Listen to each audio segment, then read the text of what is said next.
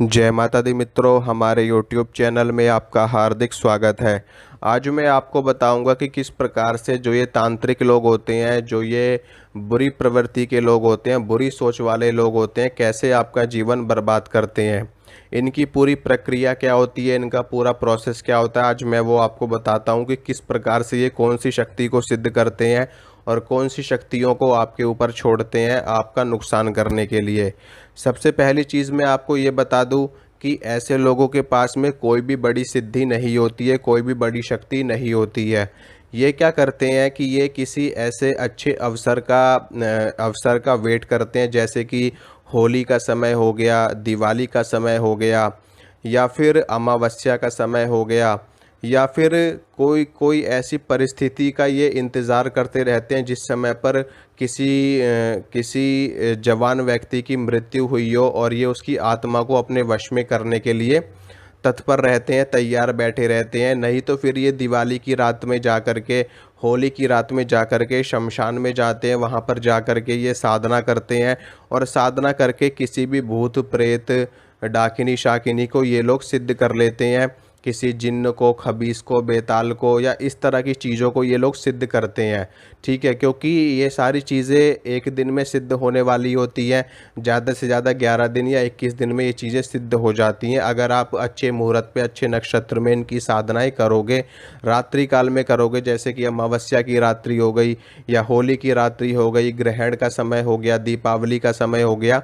ऐसी रात्रि में एक दिन में इन सभी चीज़ों की सिद्धि प्राप्त करी जा सकती है। अगर आपके पास कोई योग्य गुरु है जिसने इनकी सिद्धि प्राप्त कर रखी हो, तो वो आपको एक दिन में इनकी सिद्धि प्राप्त करवा सकता है। तो जो ये तांत्रिक लोग होते हैं, इनके पास कोई भी बड़ी सिद्धि नहीं होती, क्योंकि बड़ी सिद्धि को सिद्ध करने में, बड़ी शक्ति को साधने में काफ़ी समय लगता है, वर्षों का समय लग जाता है, महीनों का समय लग जाता है। इनके पास इतना सामर्थ्य नहीं होता और ना ही इनके पास इतना समय होता है कि ये किसी बड़ी महाशक्ति को सिद्ध कर लें। दूसरी चीज़, अगर ये किसी बड़ी महाशक्ति को सिद्ध कर लेते हैं तो इनके अंदर बुरे विचार रहेंगे ही नहीं। वो बड़ी शक्ति इनको बुरा कर्म करने ही नहीं देगी। अगर ये बुरा कर्म करते भी हैं तो वो शक्ति इनका साथ छोड़ करके चली जाती है। मान लीजिए किसी व्यक्ति ने हनुमान जी की साधना कर ली और वो व्यक्ति चाहे कि मैं हनुमान जी से बुरा कार्य करवा लूँ, तो मतलब ही नहीं है, हनुमान जी उस व्यक्ति का ही सर्वनाश कर देंगे, लेकिन किसी भी व्यक्ति का बुरा नहीं करेंगे। मान लीजिए किसी ने माता महाकाली की सिद्धि कर ली।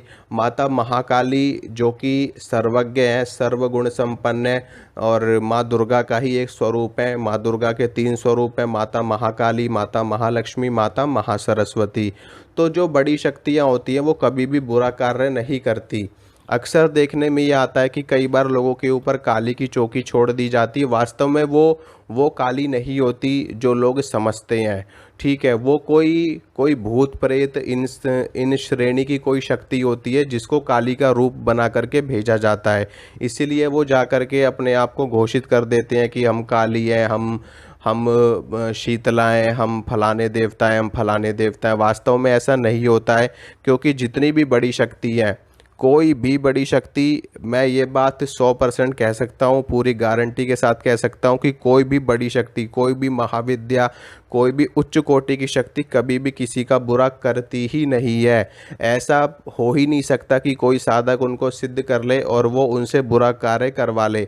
वो शक्ति तत्काल मना कर देगी। और अगर कोई ज़बरदस्ती करता भी है कि नहीं, आपको इसका नुकसान करना है, आपको इसको मारना है, आपको इसके मतलब इसके परिवार पे नुकसान करना है, तो वो शक्ति मना कर देगी। और अगर फिर भी वो नहीं मानते तो वो उस साधक का साथ छोड़ करके शक्ति चली जाती है, बल्कि उस साधक का ही जीवन बर्बाद कर देती है। बुरा कौन करते हैं? बुरा ये सभी लोग करते हैं, भूत प्रेत, चुड़ैल, डाकिनी शाकिनी, जिन्न, खबीस, बेताल, ये सारी शक्तियाँ होती जिनको ये तांत्रिक लोग वश में करते हैं, शमशान में जा कर के इनको सिद्ध करते हैं और फिर इनको बुरा करने के लिए छोड़ते हैं किसी भी व्यक्ति के ऊपर। और इन तांत्रिकों को क्या पता कौन बुरा, जिनसे जिनसे इनकी दुश्मनी है उनके ऊपर तो ये सीधा सीधा छोड़ देते हैं।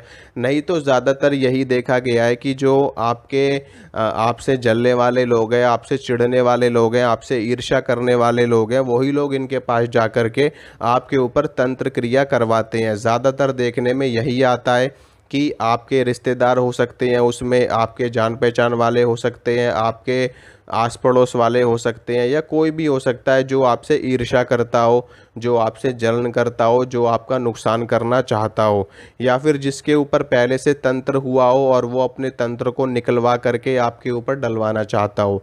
तो इस तरह की चीज़ें इन्हीं सब नकारात्मक शक्तियों के कारण ही की जा सकती हैं। कोई भी बड़ी शक्ति बुरा कार्य नहीं करती। तो यही थी आज की जानकारी। और इसी इसी इन्हीं शक्तियों को वश में करके जो तांत्रिक लोग होते हैं अपना कर्म छेड़ते हैं, अपना कर्म करते हैं लोगों के ऊपर।